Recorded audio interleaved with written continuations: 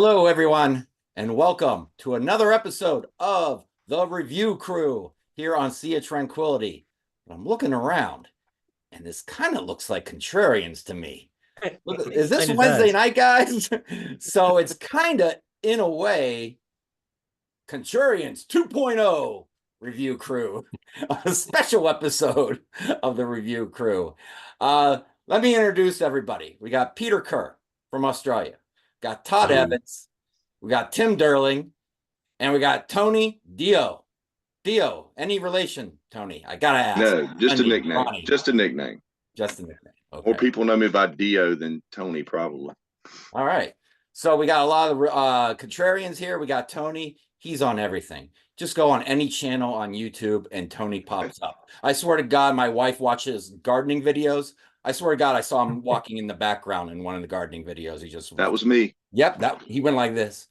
Yeah. So, anyways, we got everyone's got a couple albums, some new releases, some new reissues that we're going to talk about. We even got a record store day release in the mix. So we are going to start with Peter and give us your Okay, first album and what you think of it.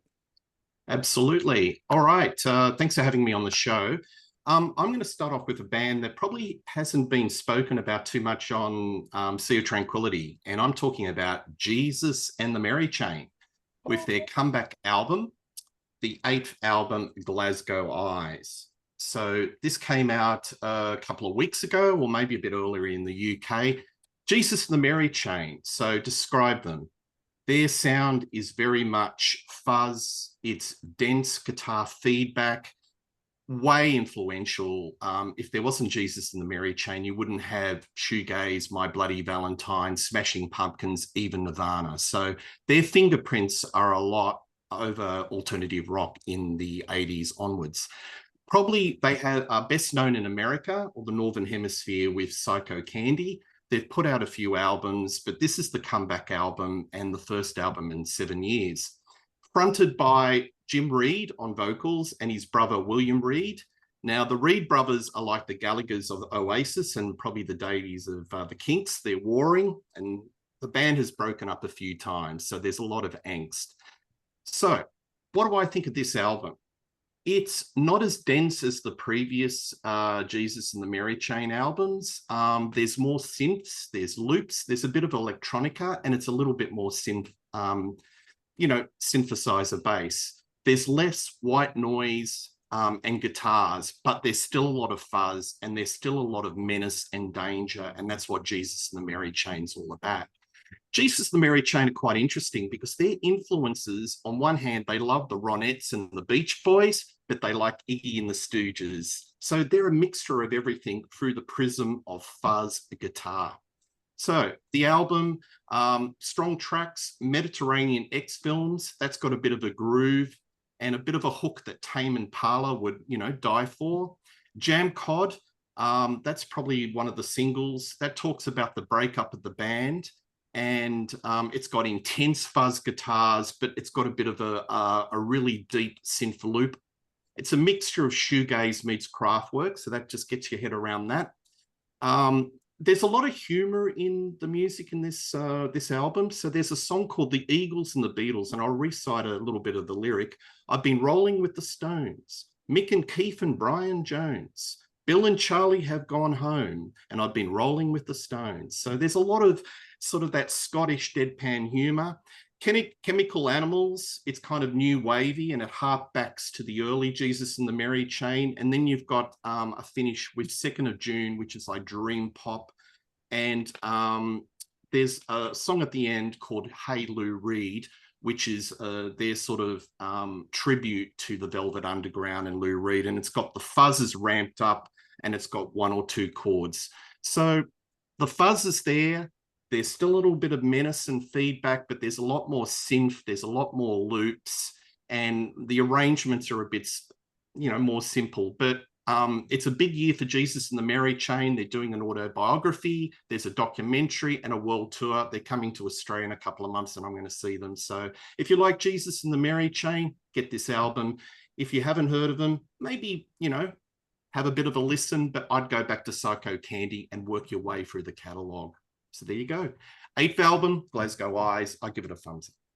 The only one I have is Honey's Dead. Is that considered a good one? Yes. Yes. All right. I always thought it was decent, but that's where I started and stopped with the band. I never Yeah, any but further. Psycho Candy, masterpiece. That's a great album. All right. Todd, what do you got for us?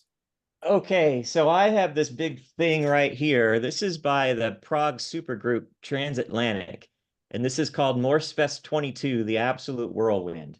This came out April 26, 2024.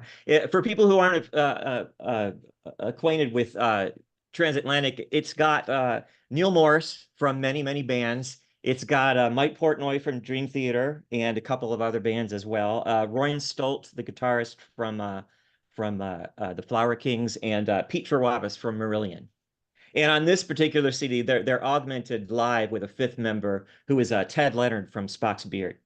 And so this is called the Absolute Whirlwind because it is for this event, Morsefest 22, and I'll explain what that is in a minute, but it was 2 nights. One night was a complete run through of the album The Whirlwind, and the second night was a complete run through of the album The Absolute Universe. And Morsefest is this event that is held in Nashville, in Neil Morris's hometown, and it's always 2 nights. It's always, there's VIP sessions and special fan club concerts and acoustic shows and stuff like that. And they always pick something really good to do, like they'll, each night will be a particular album all the way through with extras and stuff like that. And so in true Morsefest form, I've been to all of them, by the way, full disclosure, except for the one in 2020, which was you had to go to virtually, but I was also there virtually. But in true Morsefest fashion, everything is set lists are longer than you think they're going to be, and you're never disappointed, in a short set. So they play 4 songs on the first night before they even start playing the album The Whirlwind, and one of them's a 20-minute epic, and Into the Blue. And so this CD, I mean, it only exists in this form. It's oh Jesus. There's 4 CDs, and then there's the 5th CD, and then 2 Blu-rays.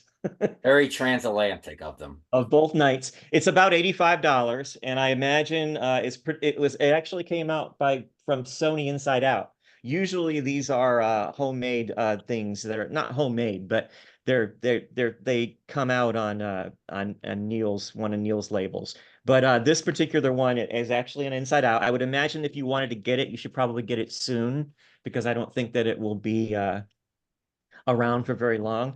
But it's a faithful reproduction of those albums plus some extras, but there's a lot of fun in it. There's some banter. There's a point where the guys they're just kind of vamping on this one part, and they're just talking about how it's great to be a musician because you can do whatever you want. And then Mike Portnoy says, "Hey, you guys, I don't know if you remember, but you're supposed to be singing now." And there's a lot of little fun things like that. And so it's not such a absolutely perfect to the note performance of those 2 albums, but it's definitely close enough. Like, comparing it to the albums to see if anything was missing would be a monumental task that would take way too long and be too hard.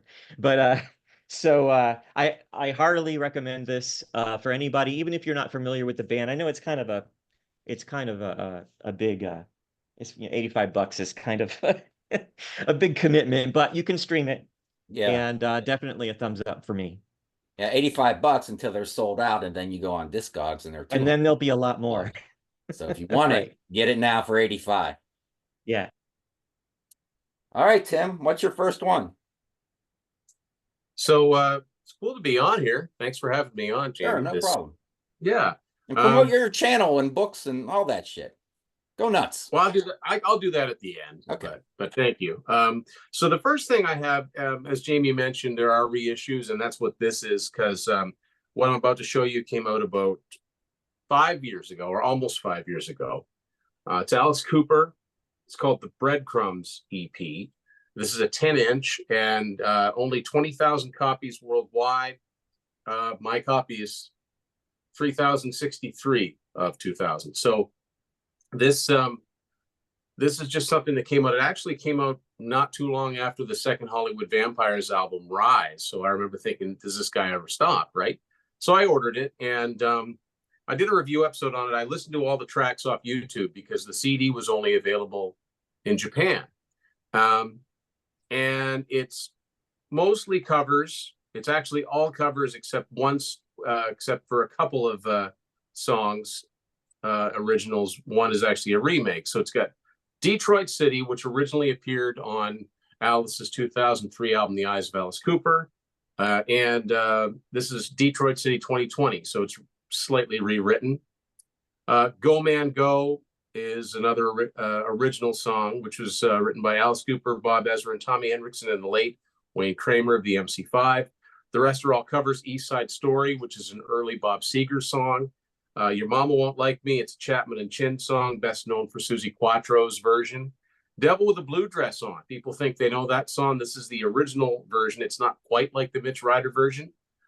Chains of Love, written by Mick Collins. Now, I'll be honest with you, who did that originally is escaping me right now.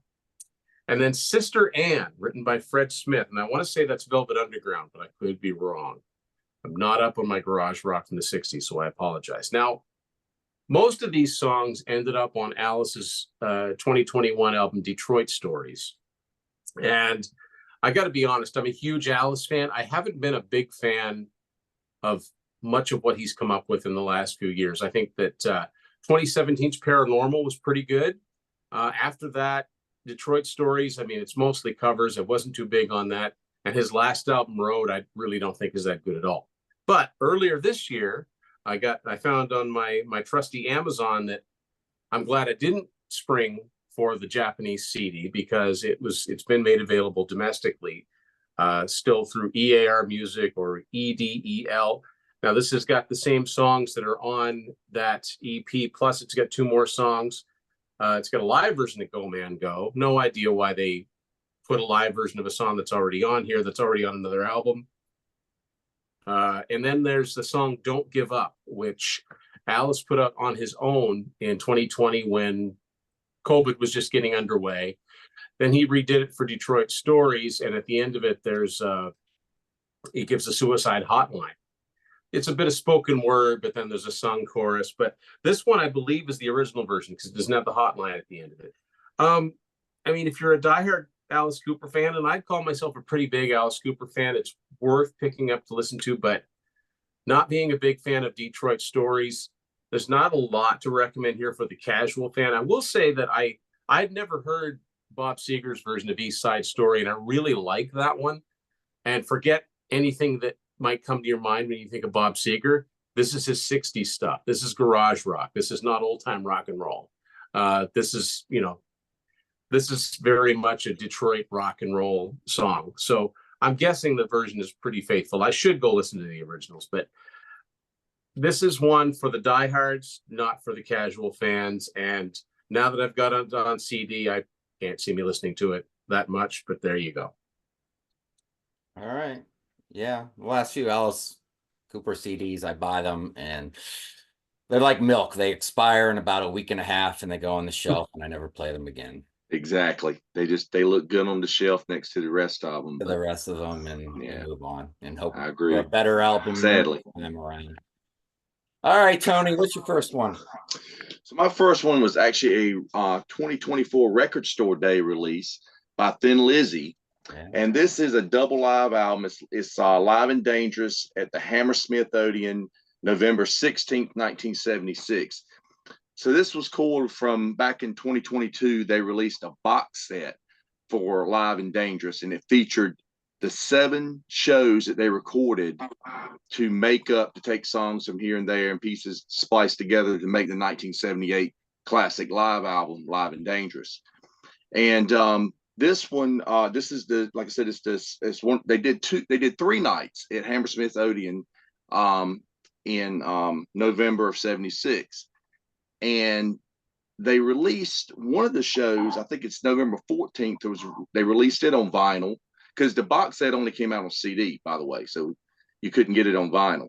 So they released the November 14th show on vinyl last Record Store Day, but it was only available in Europe because I had to buy it as an import.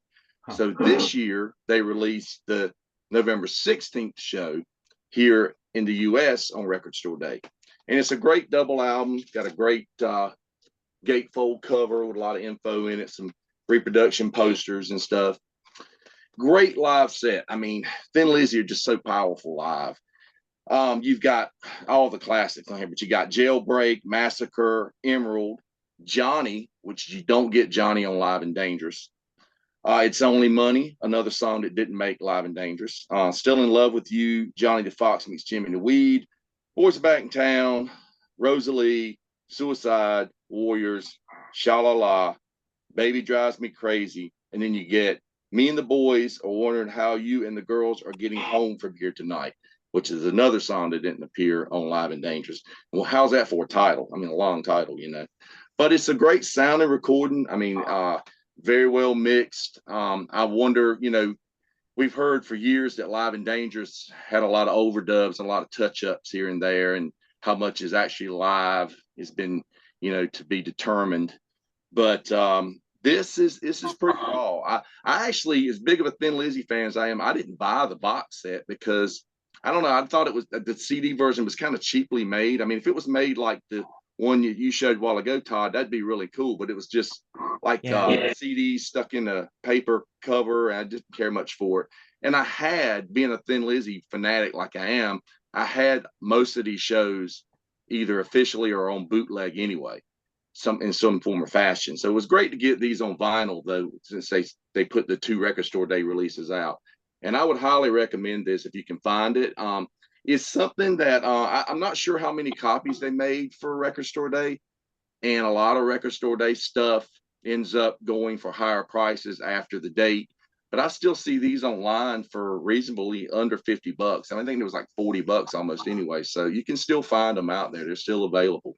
But check it out. It's a great documentation of one of hard rock's best bands of all time. Yeah. Yeah. And one of my record stores I go to, he orders so much stuff and gets so much stuff that if he still had 2 of those laying around, I wouldn't be too surprised. Yeah, they're out there. Yeah. Go on Discogs, you might find it for like $45, $7 shipping if you really want it. And that's not too bad. 52. Yeah, I'm sure for under $50. Yeah. Yeah. Yeah. All right. My first review is a band I just came across not too long ago.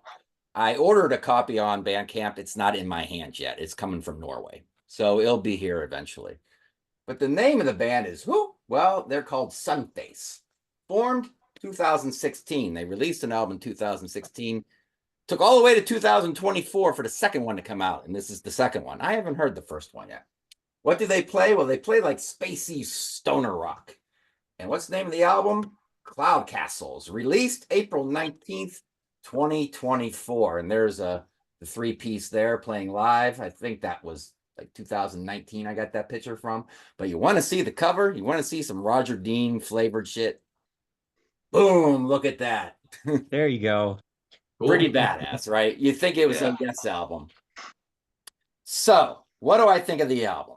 Well, Cloud Castles is the very first song, which is the title track, and there's a heaviness.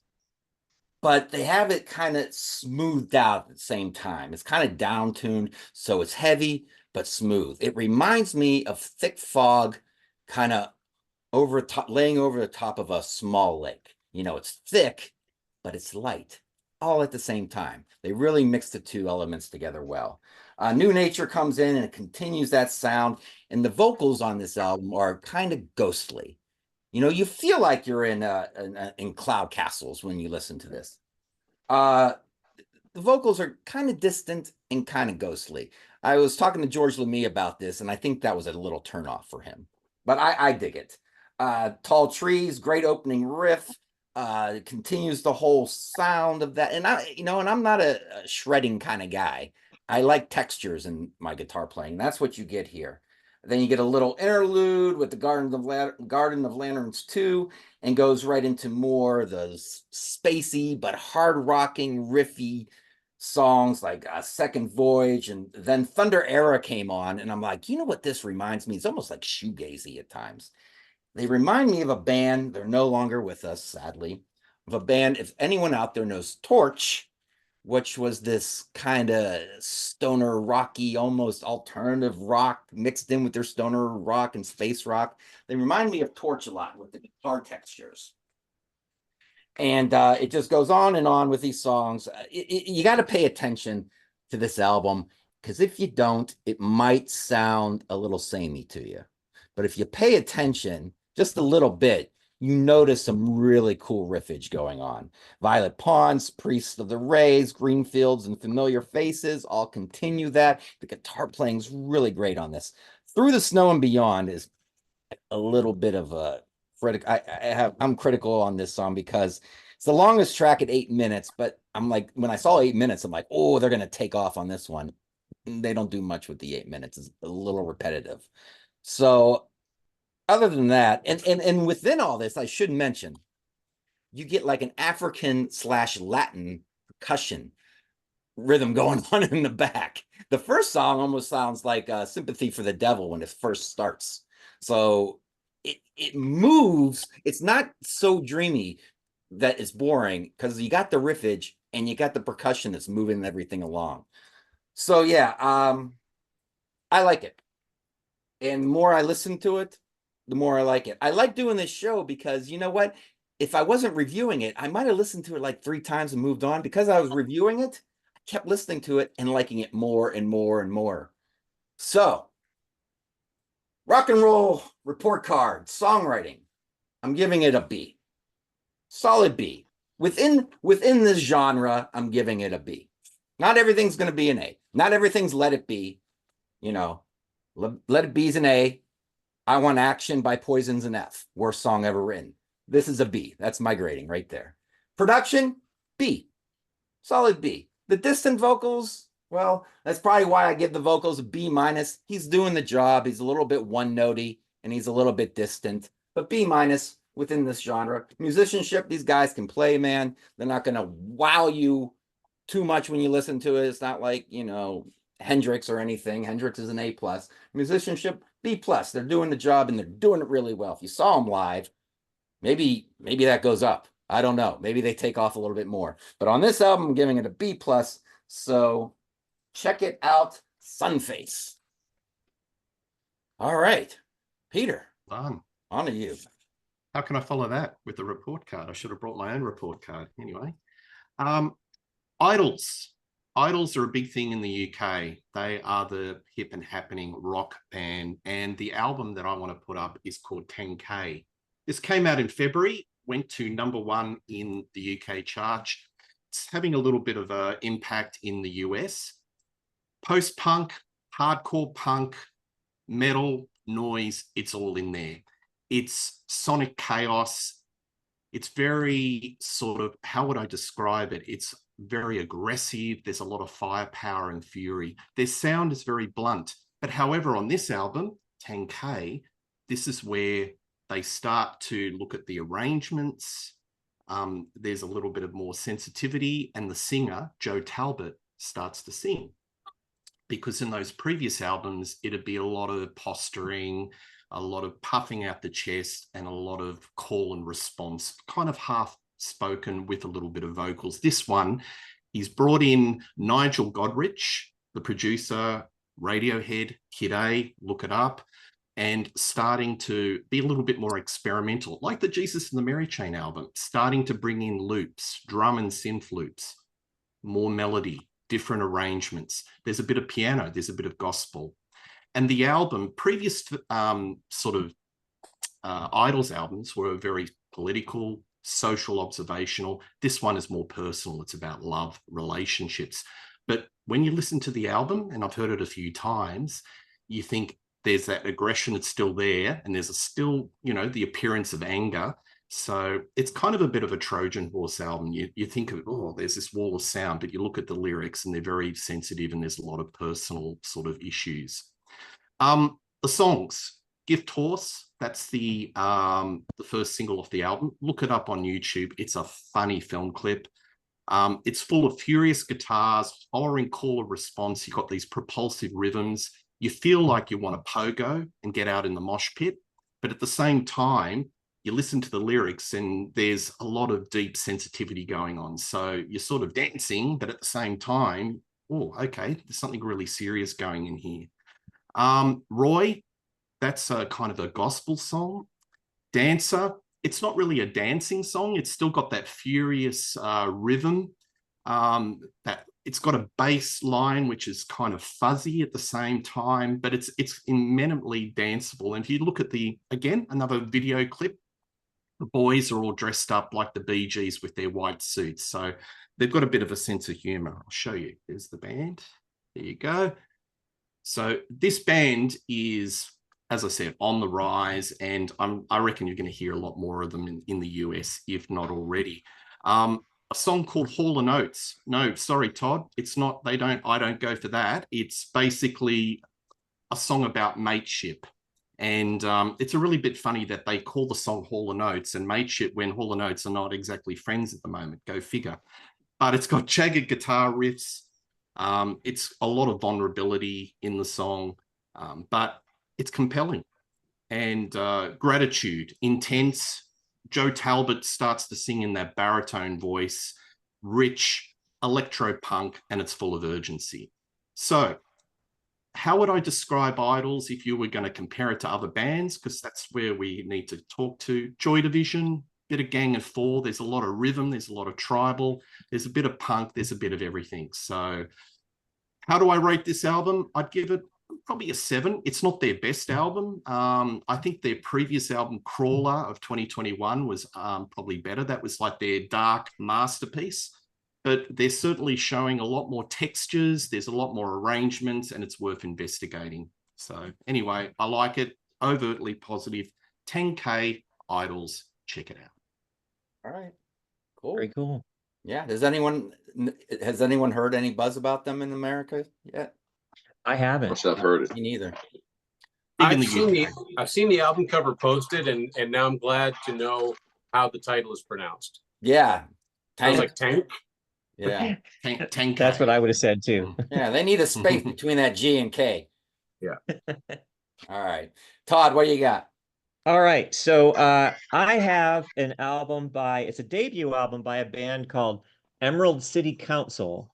And the album is called Motion Carries. And this album came out in late January, so it just barely squeaks into that less than 4 months. But I don't think it's gotten a lot of attention, so I wanted to talk about it. This band is from Arkansas, which is unusual. You don't hear about too many bands coming from Arkansas. And it features Jake Livgren on vocals, and he's Kerry Livgren's nephew. And the drummer is this guy named Noah Hungate, and Noah Hungate is David Hungate's son. David Hungate, the original bassist from Toto.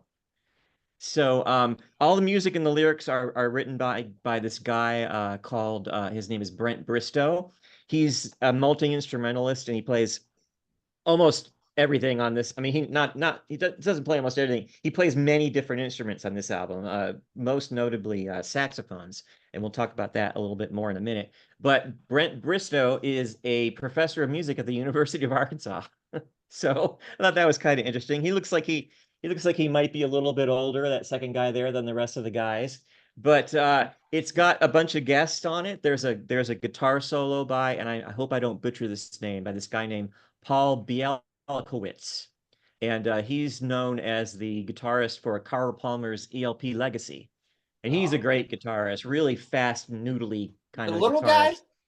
Yeah, the little guy. He kind of looks like Tommy Shaw from a distance. Yeah, tiny Tommy Shaw, yes. Yeah. Great guitarist. He plays a solo on the third track, and it's just he signed my ELP Legacy t-shirt. Oh, okay. Yeah, I had to get down. Will you sign this? Right. There's some spoken word on the first track. The first track is kind of sci-fi like, and it's done by a Star Trek actor, a guy named Jeffrey Combs.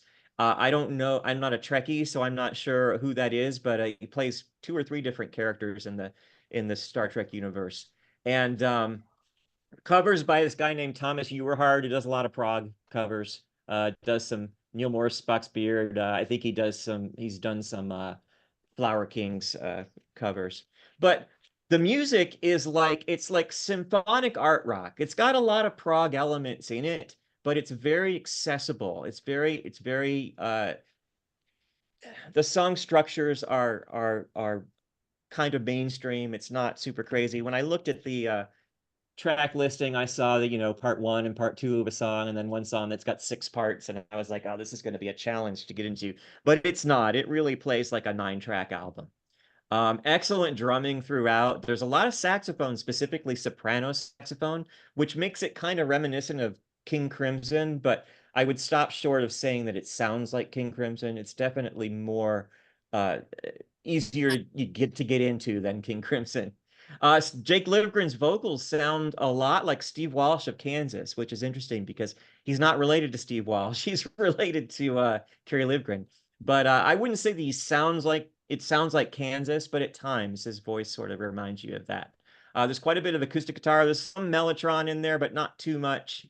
It's very accessible and very easy to like. There's a song, track 3 is a track called Noisy Talking. That's the song with the Paul Belkowitz solo in it, and that's great. The 4th track is a ballad called Mortal Game, and it's really beautiful. And it's just really easy to get into. I bought it just kind of on a whim because I thought that it sounded interesting, and it has ended up being something that I listened to quite a lot. It's available on Bandcamp, and there's also vinyl Cool. if you're into that, All which right. I am. So I may buy the vinyl too. I'm But glad that's you Emerald City got it. Council Motion Carries. I would give it probably an 8.5 or a 9. It's really strong, especially for a debut album. I'm glad you took a dive on a debut album by a band. That's very cool. Yeah. Have you ever seen Reanimator? No. Yes, I was about to say that. That's the Jeffrey actor, Combs. isn't it? I was thinking the same thing. I was going, Jeffrey Combs Oh, from okay. Reanimator? Yeah. And Okay. From Yeah. Beyond. Davey Gallagher is a big Jeffrey Combs fan. I kind of assumed that. When I saw that, I was like, oh, Davey will know who that guy is. Yeah. Watch Reanimator. Oh, I will. It's the most over-the-top horror movie ever made, quite possibly. It's so funny. Then you got Bride of Reanimator. Then you got Bride of Reanimator, yes. I'll put it on my Is list. there a third one? Wasn't there From No, Beyond? I don't think there's a third I one. think there was the third one, yeah. Is there? Okay. Just watch the first one. Tim, what do you got? So I've got the latest album from a band that I've been into from the very beginning, Canadian band. Originally, well, it's been 40 years since their self-titled debut came out, and they've been sporadically recording. So depending on how you count this could be like their eighth and a half, 9th album. There's an album that came out in the early 2000s. It came out under 2 titles, 2 covers. They put an EP out. I'm talking about Honeymoon Suite, and their latest album is called Alive. And I'm a big fan of these guys. I mean, it's 4 out of the 5 guys in this band now are from the original band. It's Johnny D on vocals, Jerry Green on guitar, Dave Betts on drums, Gary Lalonde on bass. The only difference is it's not Ray Coburn or Rob Pruce on keyboards. It's Peter Nunn, but Peter's been with them for a long, long time. This album has actually it's been up for a few weeks, but it's been years in the making, because I want to say it's as far back as 2021. They started putting out videos and singles for songs like Tell Me What You Want, Find What You're Looking For. And then finally this year it came out. It's on Frontiers. Their last couple of albums have been on Frontiers. And what I like about this album is sometimes when you have a band that was big in the 80s, but they were like just shy of being hard rock. They were more just a regular rock band, like a Survivor or Night Ranger or that type of band. Sometimes when they come back with new music, they try to overcompensate, and they end up recording something that's heavy for them, but it's so heavy that it doesn't sound like them anymore, and the elements of what you liked about them are gone. This is an album, and this is the first time they've worked with a guy named Mike Krampus. I don't know really anything about him, but he's multi-instrumentalist, he's a songwriter. Every song on here is co-written by Johnny, Derry, and this Mike Krampus. And they've embraced the fact that at their essence, they're a pop rock band. So this is very accessible. It's not a retro sound per se, but it's not uber heavy. And, you know, I'm trying to think of an example where a band overdoes it with the heavy. And I think a pretty good example is Grant and I did an episode on Grant's Rock Warehouse where we rated the 38 Special albums. And the last album they put out was 20 years ago. It was called Drivetrain. And it's definitely the heaviest 38 Special album, but it's one of the worst. You can't remember the songs. They're thoroughly unmemorable songs. And it's almost like they sacrificed that melody to prove that they're an ass-kicking rock band. And I like the fact that this is not pop, but it's very, very accessible. And I like all the songs on here. I think that Done Doing Me is one of my favorites. I really Give It All, Broken, Love Comes. It does have it's got 10 new tracks on it. It's got a couple of remakes on the end, and I understand why bands do that because it's the way they can license them. So they redo 2 of their classic songs, Love Changes Everything, and of course, probably their best known song, New Girl Now. But if you were ever a fan of this band, I would say check this out, Honeymoon Suite Alive, with this really weird cover. But, you know, the cover doesn't bother me. I'm going to give this one, I've listened to it a lot. I'm going to give it a solid 8 out of 10. And the more I listen to it, the more I like it. Cool. You know what I believe when those bands get a little too heavy and they lose the melodies? I think coming up with a good melody is hard. And the well goes dry sometimes. So they go, I got nothing. What do you got? Nothing. Let's just play heavy and nobody will notice. We'll get the crowd that cares about the heaviness. We'll get at least them on our side. Sadly, it's easier to come up, you know, I think it's easier to come up with a cool riff than a cool song that incorporates a cool riff. Yes. It's a talent, and it's really tough to do if you've already done so many great albums. Sure. You know, not many bands can do it. One of the only bands that have put out new music consistently in the last 20 years that still has that knack for melody, my opinion, is Night Ranger. Now, these guys, they just haven't put that much music out. So I'm here for whatever they do. So. All right. Tony, what's your next one? So my next up, we just talked about Thin Lizzy. I'm going with a band who got their name from a Thin Lizzy song. This is Cold Sweat. They were a melodic hard rock band. I hate using the term hair metal because it's just something I don't like. It's just the melodic hard rock bands of the 80s. These guys, this is kind of it's a kind of a split album. It's 4 studio tracks along with some live tracks, and it's some unearthed studio tracks actually that were recorded back in 1991. So a little history on the band. Cold Sweat. Well, this album's actually, I will say, it's put out by RFK Media, which is Ron Keel from the band Keel's record label. So there is a Keel connection here with the history.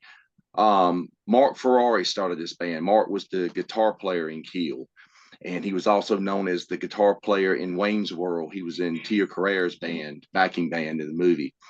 But it was Mark Ferrari. He put this band together in 1988 after he split from Keel. And he's joined by Eric Gaimans, who played with Wasted. Chris McLernan, he later would be the bassist in Saigon Kick. Anthony White on drums. He was in the band Excursion with Mark Slaughter before Vinnie Vincent Invasion. And a killer vocalist, Roy Cathy. So the band formed in 1988, and they were under the name Ferrari originally. And I don't think the car manufacturer would have wanted them to use the name. So they switched their name to actually Crying Shame, found out that was already taken. So they had a CS logo done up, and they were big Thin Lizzy fans. So they just went on and went with Cold Sweat for the name. And Oni Logan, who was famous for being the lead singer in Lynch Mob, was their original singer. And they were managed by Wendy Dio, and Ronnie James Dio produced their original demos. Oni gets coaxed away to join Lynch Mob, and they set out looking for a singer. They find Roy Cathy, who is from my home state of North Carolina, and Roy's a friend of mine. And they ended up signing to MCA Records and released the Kevin Beamish produced album Breakout in 1990. That was recorded at Sound City as well. They went out, toured with Dio on the Lock Up the Wolves tour. They did a European tour. They toured with several other bands. Of course, music climate changed right around that time.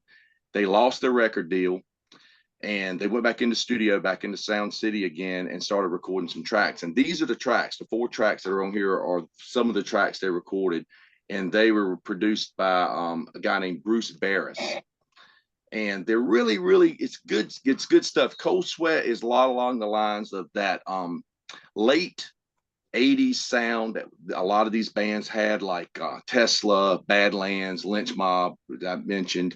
They have that 70s throwback sound, kind of a cross between Bad Company and Led Zeppelin. A lot of that influence into those songs. So it's not like bubblegummy or anything like that. It's got a little more blues based. And so the songs that are on here are Rain Down, which is a straight ahead rocker. It's got a great chorus on it. Out on My Own, which to me, I think would have been a hit for them if they had that on the first album and released it. It's just got a great dual lead guitar, kind of Thin Lizzy like guitar part in it. Long Gone is just a swaggering blues rocker. Claim to Fame is it's another just good straight ahead song, got a catchy riff in it. Then this album also has some live tracks that were recorded on the Monsters of Rock tour, the Monsters of Rock cruise, that is, in 2020, when the band reunited and played on the cruise. So you get songs that were on their debut album Breakout. You got 4 on the Floor, which is a great track, just a hard driving track. Love Struck, Let's Make Love Tonight, which was their video single that they had an MTV video for from the first album. Long Way Down, another kind of Zeppelin-y like heavy rocker. Killing Floor and Crying Shame. And it also features a little medley of songs that they did for like for a tour that they had, a medley that they had put together from like a tour video or something. The quality of those songs isn't very good, so I think it was compiled from like a video or something from the European tour. But I just saw these guys this past weekend. They played the M3 Rock Fest in Columbia, Maryland, which is an 80s rock fest. And they were one of the best bands all weekend. And they had all original members in the band, and they just really delivered. They're fantastic. So I'm glad to see them back. And this is Unburied Alive is the name of the album. It's on RFK Media. It's pretty easy to find. You can get it on RFK's website. Cold Sweat's got a Facebook page with a link to it. It's also available on Amazon and Target, and it's also in streaming. You can get it in streaming as well. It's only available on CD right now. They may possibly do it on vinyl later. But great hard rock record by Cold Sweat. All right, cool. When you said Bruce Barris, Tony, that immediately my spider senses started tingling. Bruce Barris, why do I know that name? So I just looked it up. He engineered. He must work with Kevin Beamish a lot because he engineered Down for the Count and Contagious for Y&T. So of course he passed away because he must have passed away because they dedicate this album to him and Ronnie James Dio. Yeah. Tim, Tony just saw Y&T not too long ago. Yeah, they played the M3 Fest. They were great, man. Great set. I would have loved to have been there to see them and Night Ranger and Aldo Nova, and it was amazing. Great show. Far away. Everybody was great. Still doing his thing. Wow. That was a bucket list for me, seeing Aldo Nova. I'd never seen him before. Been waiting for years. And my buddy Jack Frost playing guitar for him as well. That was cool. Yeah. I think he inspired Bon Jovi, John Bon Jovi. He totally did. He never gets any credit for it. Yeah. Mm-hmm. Big Aldo Nova fan. All righty. This next one that I got here, I would like to thank a viewer for this. On the last show, he put in the comments, you should check out this band. And the viewer is Christopher Coles. So I'd like to thank you, Christopher. And he said, check out this band called Botenhavet, I think is the name of them. What? Botenhavet. There they are. They're their the debut album, formed 2020. This is their first album from Sweden. What do they play? grungy hard rock. I'm not going to call it grunge, but I'm going to call it a little grungy. Album, Judai Testerum. We need Pontus on here to translate for us. Man, I don't know. Return of the Jedi Testerum. I don't know. Go. It's all in Sweden. The names of the songs are in Sweden. The lyrics are in Swedish, I should say. And so is the album title. Released April 12th, 2020. So these song titles, some of them you can kind of figure out. Others are more challenging. So I called on a friend to help me, the most famous Swedish guy I know. And I asked him for help, and that is the Swedish chef. I said, help me out on this. So he goes, Orgy. First song, Vogue, I'm going to call that. Such a great rocker. Great opener. I wish I knew what he was singing about because I want to sing along. And it sounds like, the way he sings, man, it sounds like he's singing about something important. But he could be talking about his love for mashed potatoes. No idea, but it sounds important. The next song, Taylor Swift Majan. I don't know, but that is really cool too. And this is the thing about these bands that are like a little grungy, a little stonerish, a little 70s based. A lot of them get the sound, a lot of them get the guitar tone and the feel and the vibe, but a lot of them don't have the songs. These guys have the songs, man. Real catchy songs. Bron Broer, it should be called Barn Burner. Maybe that means barn burner in Swedish. I don't know, because that is a barn burner of a song. Fragor Utan Sava, Fragor Rock. That's just a little minute and a half interlude that goes into Jord, and Jord is real slow and kind of reminds me of Alice in Chains' Rooster. So if you like Alice in Chains' Rooster, YouTube that song. Motorvog is a mid-pace rocker. You know, anyone who likes 70s hard rock music, don't let, when I say grungy, turn you off. Should like this. It's the slowest song on the album, but it has the best guitar solo on the album. So there are guitar solos on here. And then you got Hennis Liv Tyler. That song is the way, that's how you end an album right there.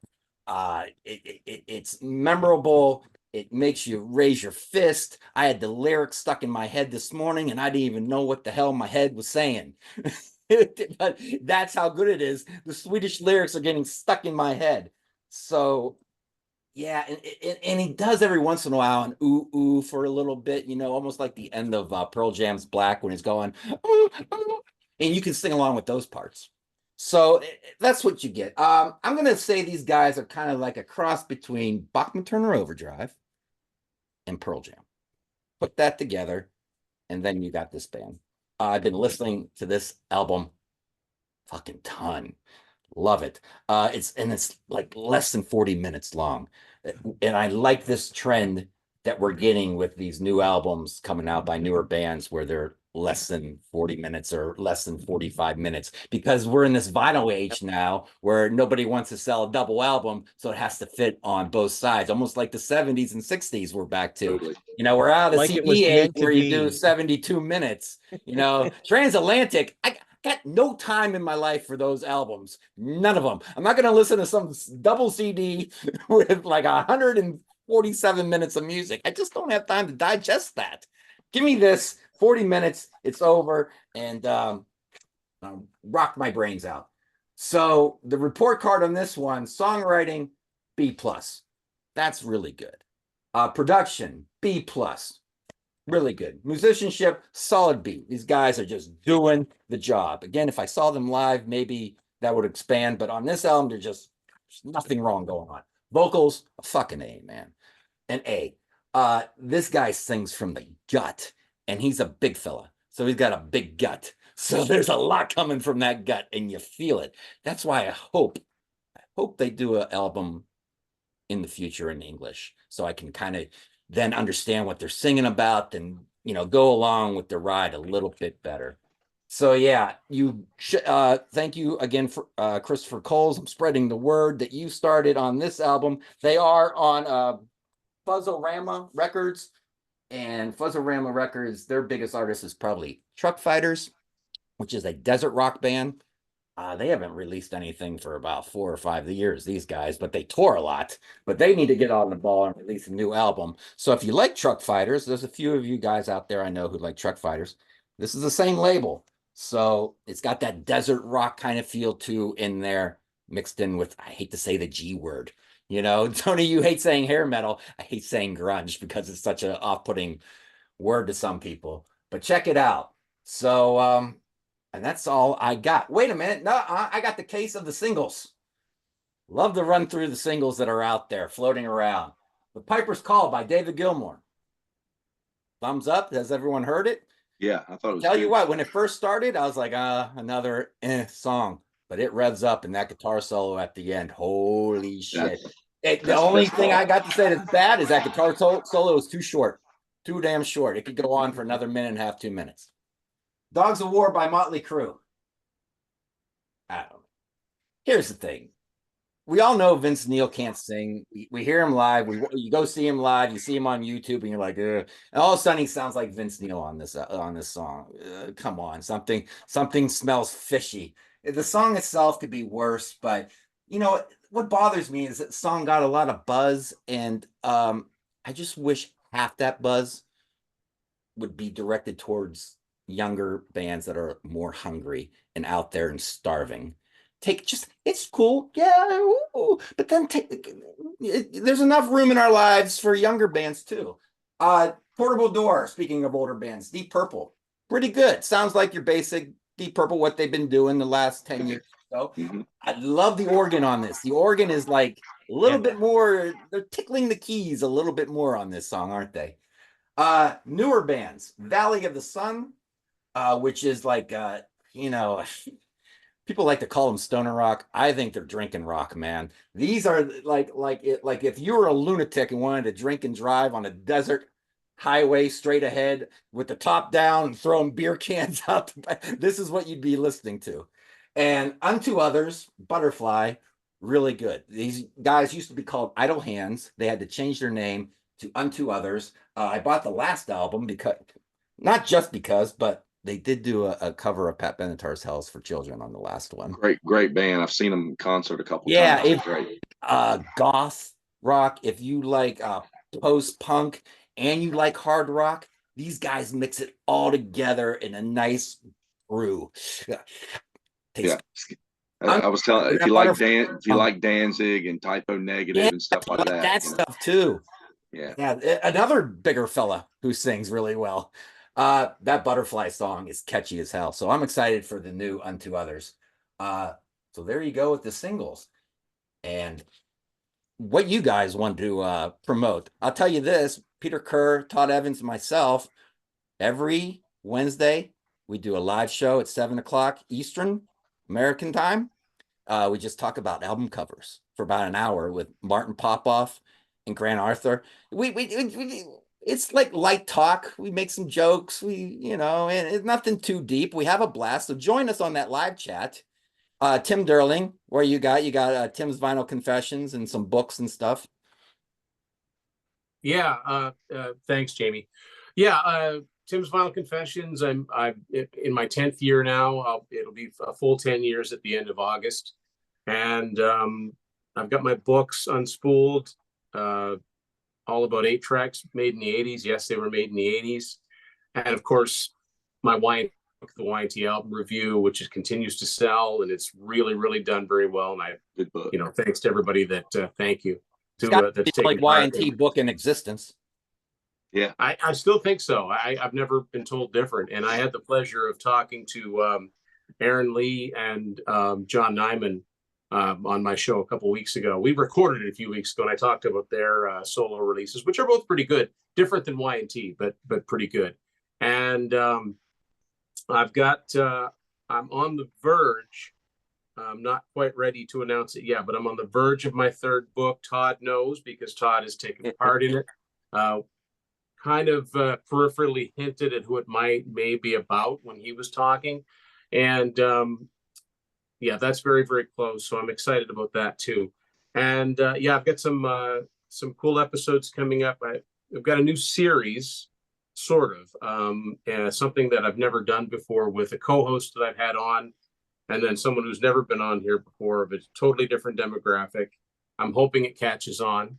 And yeah, Tim's Vinyl Confessions. You can find me, under that name on YouTube, Instagram, and Facebook. And yeah, I, have a lot of fun doing it, and like being on all these other shows. All right. So thanks. Yeah. I tell you what, you wrote a book about Y&T. You wrote a book so far about 8-tracks. You keep going. You might be the most niche author in the history of all authors. You can write about like the most niche things. I don't know. I don't know what the next one's about. 8-tracks manufactured by record clubs only throughout the 1980s. That's niche within niche. Yeah. So yeah. Totally. But you know what? I putting the Y&T book out, and the response to that told me that I knew there were a lot of fans out there. And it's like I said at the beginning of the book, I wish I'd known all of you when I went to school, because it was always like, huh? Who's that? I never heard of them.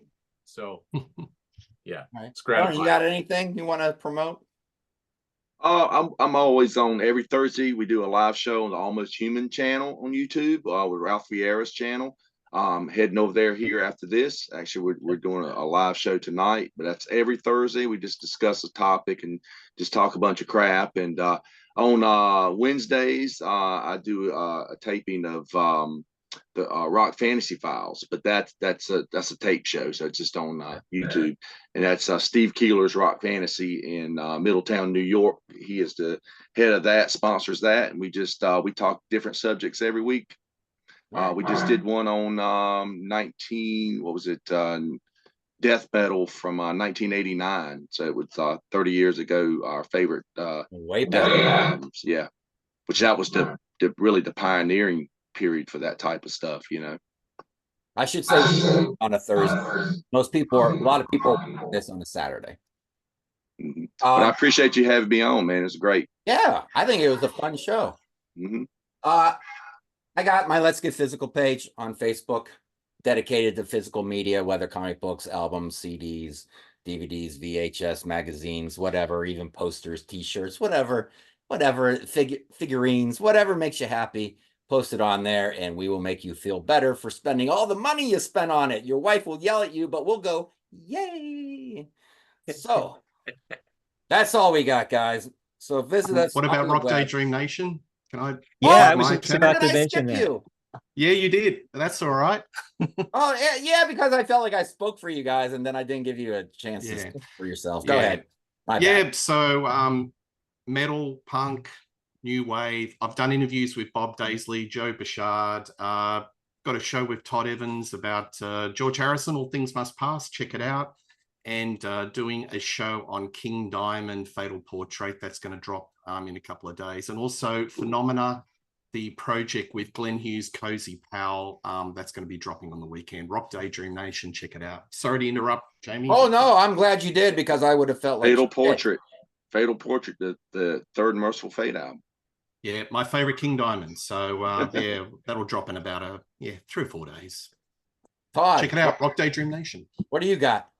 Oh, I was just going to talk about the Rock Daydream Nation show we did about All Things Must Pass. I had never listened to that album all the way through until like the past month. And so Peter was very familiar with it. So we did a deep dive of it, and you get a newer perspective and a more experienced perspective of it. And it was a lot of fun. I have tried. Very rewarding. I have tried to like that album so many times because I want to like it. I'm gonna try again here in a little. It was a slow burn for me. I know I finally came around. What am I missing? I know it's me. I know that. I gotta figure me out and then start liking this album. All right, is that it? Now can I go to the ending? Are we all done now? Jesus. All right. Visit us on the web at www.seatranquility.org. We're on Facebook. We're on YouTube. We're all together all the damn time.